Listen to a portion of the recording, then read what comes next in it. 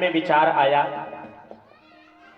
राधा रानी ने विचार किया, जिन गोपियों ने सब कुछ त्याग करके भगवान के दर्शन के लिए अपने घर परिवार को त्यागा, आज वो गोपाल हमसे दूर हो गए, उन गोपियों से दूर हैं और कृष्ण का दर्शन केवल हमें प्राप्त हो रहा है।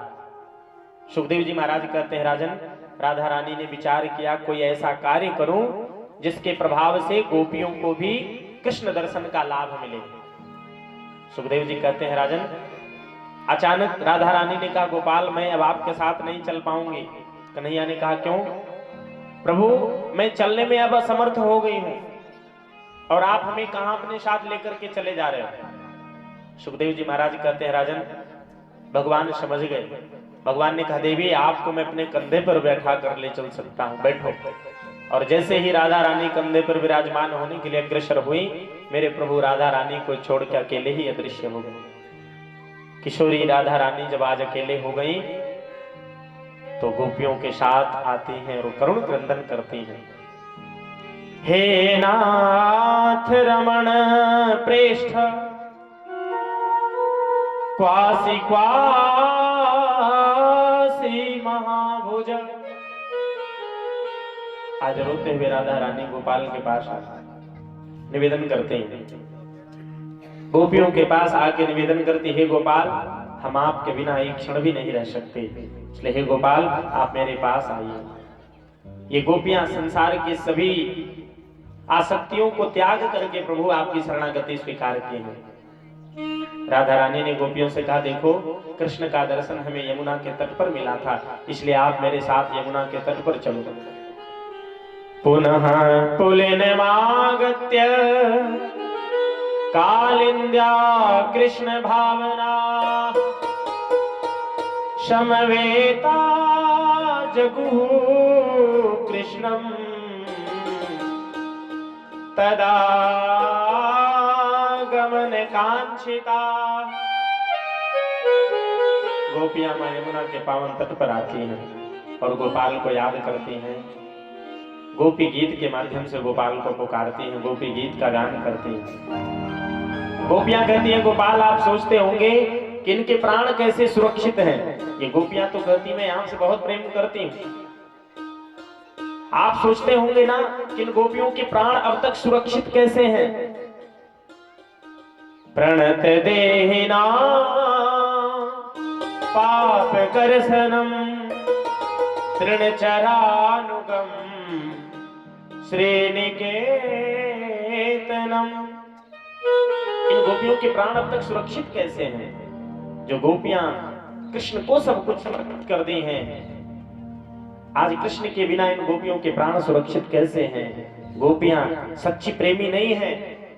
आप सोचते होंगे मेरा सच्चा प्रेमी तो दशरथ था। दशरथ ने सुना राम वन से वापस नहीं आए, सुमंत्र जी ने आके कहा, प्रभु मैंने बहुत प्रयास किया राम को वन से वापस लाने के लिए, परंतु राम वन से वापस नहीं आए। मैंने जानकी से भी निवेदन किया, लक्ष्मण से भी कहा कि आप तीनों में से एक तो चलो, परंतु तीनों में से कोई वन से वापस नहीं आया। और महाराज दशरथ ने सुना राम वन से वापस नहीं आए, भगवान श्री राम के याद में महाराज दशरथ ने 5 भौतिक शरीर का त्याग कर दिया। हे राम राम कहे राम कहे, राम राम कहे राम, तनु परिहरे रघुबर विरह,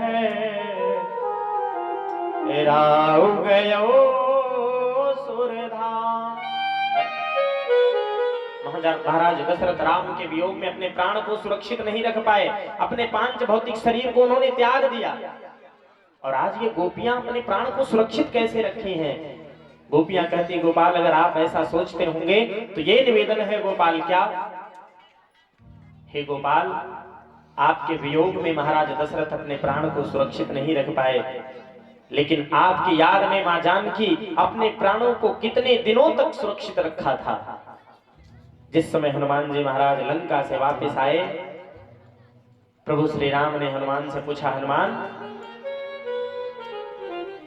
जानकी तो बहुत कष्ट में है, हमें तो लगता है उस वियोग में उसके प्राण भी निकल गए होंगे। हनुमान जी ने हृदय से लगा के कहा, नहीं प्रभु, मां जानकी के प्राण तो निकलने के लिए तैयार होते हैं। मां जानकी की दशा, मनोदशा बहुत खराब है। रावण के उस अशोक वाटिका में प्राण निकलने के लिए तैयार होते हैं प्रभु, लेकिन प्राण निकल नहीं पाते। क्यों? ये जैसे ही प्राण निकलना चाहता है ना, वैसे ही आपका नाम रूपी पहरेदार सामने आकर खड़ा हो जाता है। नाम पहारो दिवस निसी, ध्यान तुम्हारे कपाट, लोचन निज पद जंत्रित, प्राण जान के बाट। मां जानकी के प्राण निकल नहीं पाते। जैसे ही प्राण निकलने के लिए तैयार होते गोपाल, आपका नाम रूपी पहरेदार सामने आकर खड़ा हो जाता है और प्राण निकलने नहीं देता है। उसी प्रकार से हे गोपाल, आज आपके वियोग में गोपियों के प्राण तो निकलने के लिए तैयार होते हैं, लेकिन जैसे ही आपकी मधुर याद आती है, प्राण रुक जाते हैं, प्राण निकल नहीं पाते हैं।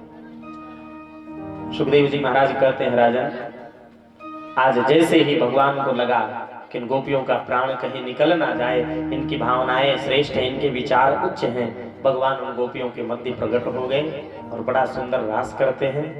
आइए भगवान के रास के दर्शन से पूर्व हम सभी लोगों के मध्य चेयरमैन साहब आए हुए हैं और निवेदन है आप सभी लोगों को कुछ अवगत करावें।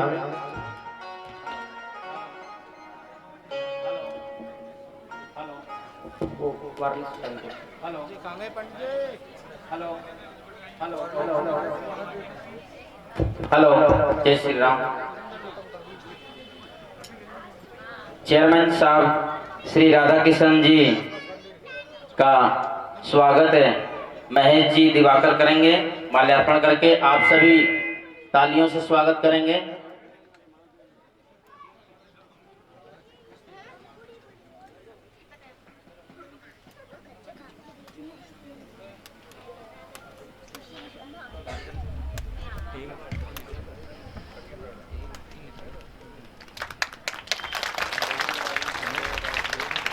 उप चेयरमैन गोपाल जी वैष्णव जी का स्वागत है। आकाश जी करवा करेंगे, आप सभी तालियों से स्वागत करेंगे।